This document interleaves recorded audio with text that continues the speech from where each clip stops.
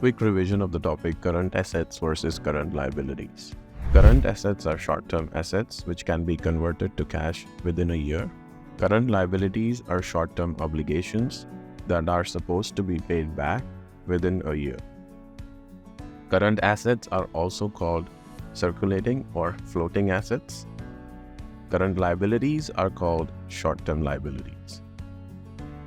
Current assets are converted to cash or consumed within 12 months. Current liabilities, on the other hand, are paid out or adjusted against another current asset. Current assets are shown in the balance sheet under the head Assets. However, current liabilities are shown in the balance sheet on the liability side. Increase in current assets lead to increase in working capital. However, increase in current liabilities decrease the overall working capital. The total assets section of the balance sheet includes current assets. However, the total liabilities section of the balance sheet includes current liabilities.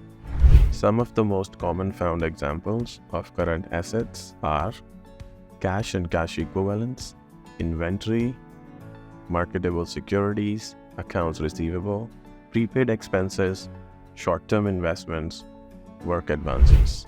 Some of the most common examples of current liabilities are bank overdrafts, loans that are short-term, money received in advance for work, accounts payable, outstanding expenses, taxes payable, and any matured long-term debt that is now due to be paid.